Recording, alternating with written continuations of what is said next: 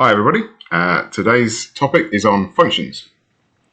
Functions are chunks of code that are set to do a specific task, and in today's lecture we'll talk about how you create those functions, how you declare them, it's called, how you use them, that's known as invoking them, about the information that you pass to them to do their task, so those are called parameters and arguments, and about things that can go wrong when you try and implement functions. There's lots of examples where things that can possibly go wrong.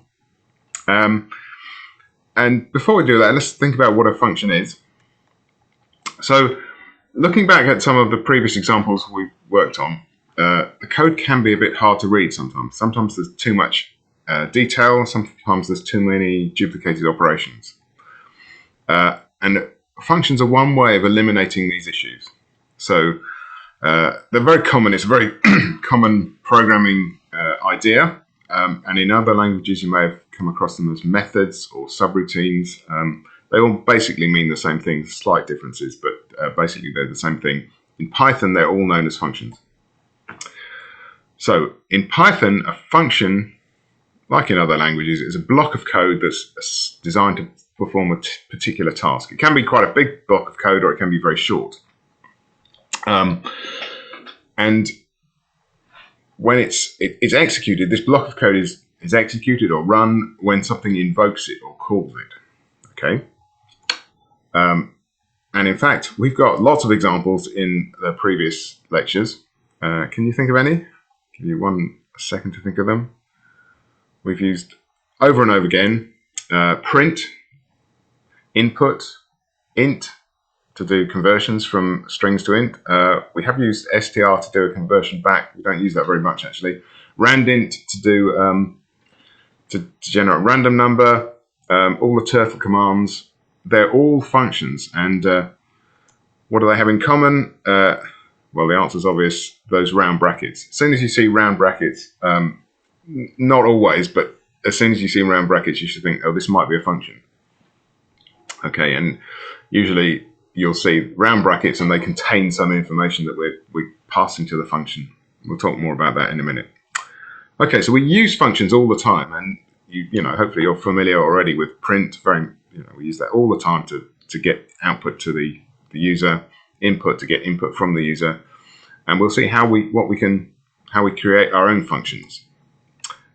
Just before I do that, there's a really good page to look at called Python Functions at the W3 Schools website. It's worth checking out.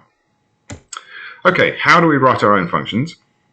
So we already know how to use functions because we already use print and input. How do we write our own?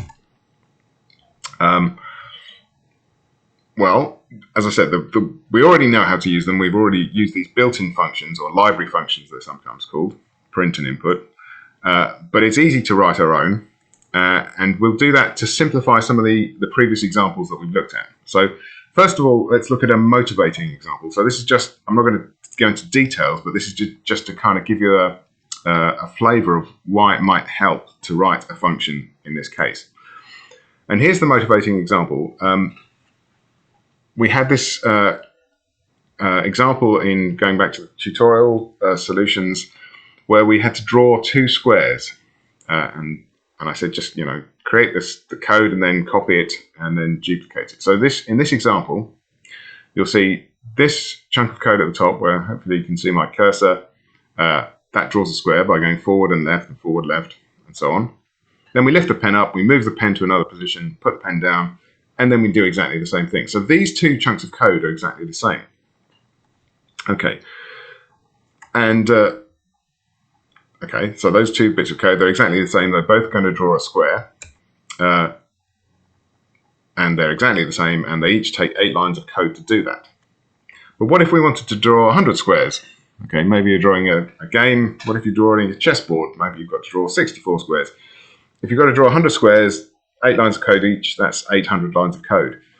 And you start to get these very long programs that can be very complicated to understand because just there's so much code and it's all duplicated, so you can't easily see if there's a mistake. So a better way of doing that is to create a function that draws the square for you. So we put the details of how to draw the square inside a function. So basically, we take those 8 lines of code and put it inside a function called drawSquare. And now the main part of our program would just look like this. Okay, I'm not going to show you the code for drawSquare, but here's the basic idea. We've now got a bit of code that says drawSquare, lift the pen up, move the pen forward somewhere else, put the pen down, draw another square. Okay, so we've encapsulated those 8 lines of code that draw the square into a function that draws the square, and we can just then use that function over and over again to draw squares. If we now had to draw 100 squares, we'd need 100 lines of code, each one a call to this draw square, each one a use of this draw square. Okay, so this is much simpler to understand because I've now got 5 lines of code I can read, and it's much easier for me to make sense of it than having to wade through all the detail. We've hidden the detail away.